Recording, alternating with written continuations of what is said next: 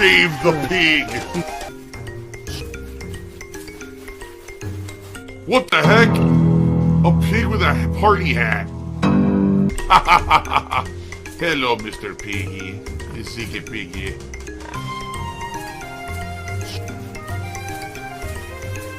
Save the pig, the game. The whole game you're trying to save the pig's life.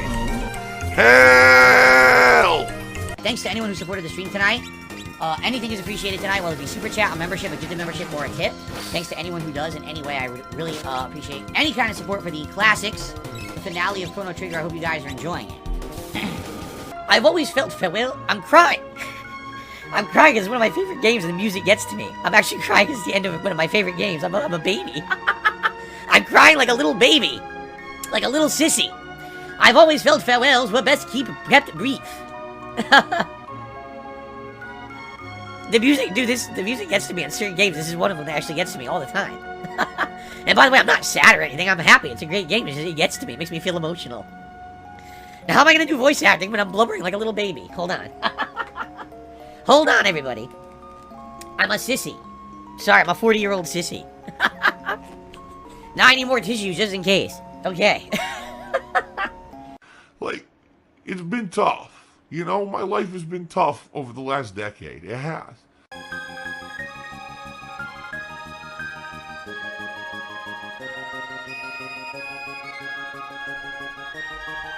I know I'm gonna cry again. I don't know why I get so emotional over certain games. This is definitely one of them.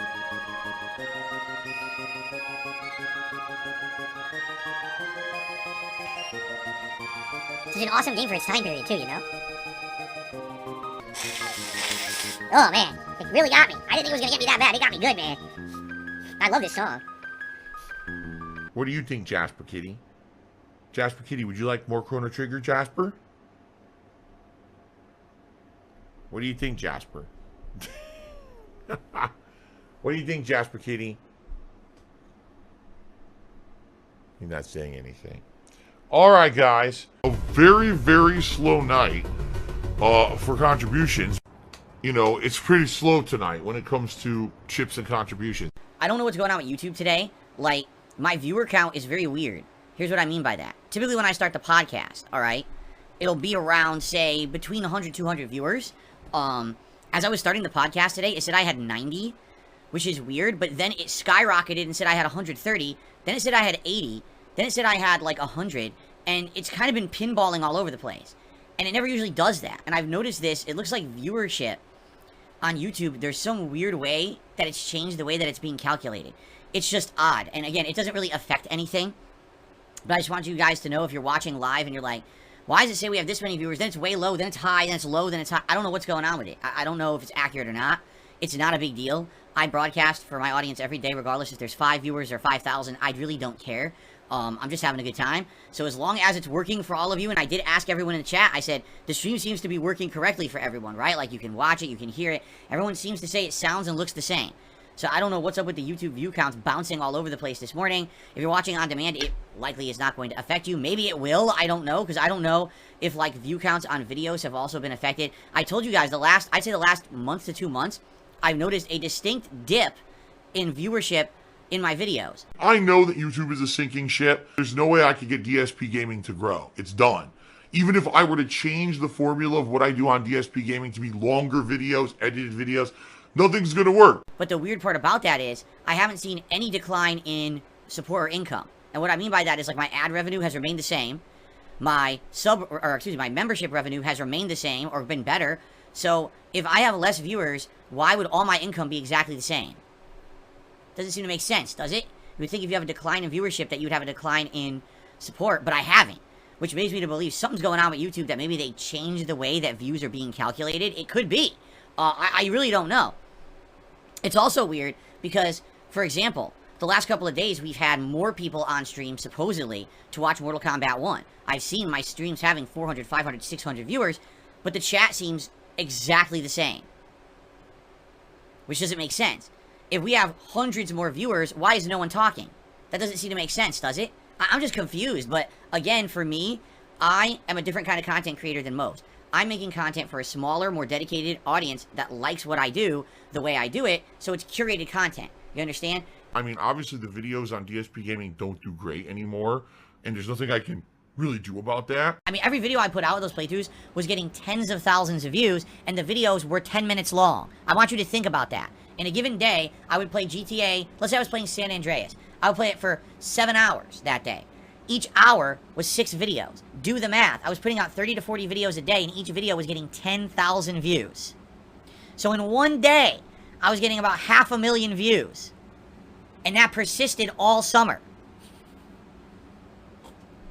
So, that was a crazy summer. Much like the summer before, where those GTA games meant a lot to my audience, the games that I wanted to play during the summer of retro meant a lot to me. These were all games from my childhood that I enjoyed so much, including Link to the Past, Super Mario World, Super Mario 3, Chrono Trigger, and Earthbound, to name a few, because I think there might have been a few more, but I can't really remember. And I absolutely felt that my audience was going to be like, wow, this is cool because we see a different side of Phil. Instead of him raging and instead of him rushing through these games, he knows what he's doing because he has passion, and we're going to see his enjoyment, and we're going to like these. Literally the opposite happened. Imagine you're going into something with a positive expectation that your audience will appreciate what you do, and instead you get nothing but criticism and negativity tossed your way. I saw record low views, tons of thumbs down on the videos. That's also what gets me. They thumbed down the videos. I want you to think about that. Just because I wasn't playing a new hot game or a GTA or a gory game or a fighting game, because I chose classics, people were coming in droves and thumbing down the videos for playing classics. That killed me because that hurts my channel's algorithm. You know what I mean? That actually hurts the momentum of my channel. That really hurt. And it did hurt my feelings, admittedly. I remember. I was very upset. Real men don't hold grudges about dumb shit. The king of hate. Here, you wanna know what's gonna do well? I'll tell you right now. Next year, alright, June the King is doing a full documentary on me. I don't know if you guys knew this or not. He's doing a full-length documentary. Essentially, from what he's saying, it's going to be his longest work ever. Because he's not just going to cover my origins. He's not going to cover this is how you don't play. He's going to cover it the most in-depth of anyone has ever covered on the internet. He's going to cover everything. He's even going to cover my detractors, okay? He's going to go full-on into it.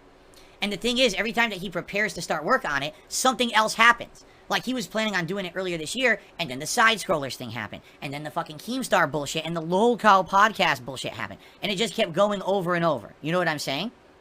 So for him, he's never been able to, hasn't even sat down yet to begin work, because the project just keeps getting more elaborate. Okay? So I'm going to tell you right now, probably one of the biggest react things I'm ever going to do, alright, is when I react to his documentary about me. Because this documentary is probably going to be hours upon hours long. Do you know how much ground there is to cover? I'm a 15-year YouTuber now. Keep in mind, it's not jiving in my head you could throw a grenade up there because you've never done this in the game before. Every time you've ever thrown anything, it just went right in front of you. There's no aiming mechanic in the game, so how would I think that you can throw it up there? What the hell? This is confusing. There's no guidance of what I should be doing. There's an easy solution. Just showing the window is not guidance. It's saying that's what you need to do. It's not telling you how to do it. I'm sure if you're someone who's played this game before and you know it in and out and you love it, right? It was a classic for you in the 2000s when it came out. You're probably laughing your ass off. You're like, wow, this guy, he can't figure it out. Ha ha ha. I get it, but I don't understand why you would think that I was immediately supposed to figure this out. I can understand why I didn't immediately figure it out. The game doesn't really tell you shit, right? All it did was show a window. That's not much when, again, in the game, you've never been able to throw grenades up high ever in the game. Not once. It's always been throw ahead of you. So I didn't understand that there was a mechanic to even throw grenades at an angle or anything, right? From somewhere. You want a first person I do see looking that around? construction site. I'm almost thinking maybe I could fuck with the crane and get it to lower Yeah, me see, out I'm the thinking big building. picture. Oh, maybe the crane will destroy the building. This is correct. Now, this is true, and I've already told you guys this. So this is not some revelation. I've already revealed to you guys that back in the day before I was a live streamer, I would genuinely give myself a chance to try to learn what to do in a game, okay? But then, let's say, for example, I just did that for 10 minutes and I can't figure out shit. I don't know what I'm doing. I would absolutely look it up. 1,000,000%. A lot of the times, I bought the strategy guides for new releases, and I wouldn't use it until I needed it. It would just sit there, over here, on my table. And then if I got stuck at a part, I would pull out the strategy guide and I would look up what to do. But that was for the fact that I wanted to keep the playthroughs moving. Can you imagine if I was stuck on this part for like an hour? No one would want to watch 6 parts. Keep in mind, my parts back then were 10 minutes long because of YouTube's limitations. Would you want to watch 6 parts of a playthrough where someone's running in a circle and has no idea how to do this? No, you want progress. So, I looked it up, and you're right, probably next part, I probably figure out what to do. Watch. Well, before I try anything crazy with this crane, let me just try, like, chucking a grenade in the window. Yep. Yeah, that was the split part right there. So I looked it up. Absolutely, 100%, I looked it up. He's gonna escape. He's probably gonna escape from here, I'm thinking. No, I didn't look up a video walkthrough. I probably went to Game I'm Facts. gonna block his car. I'm gonna see if I can throw a grenade in there.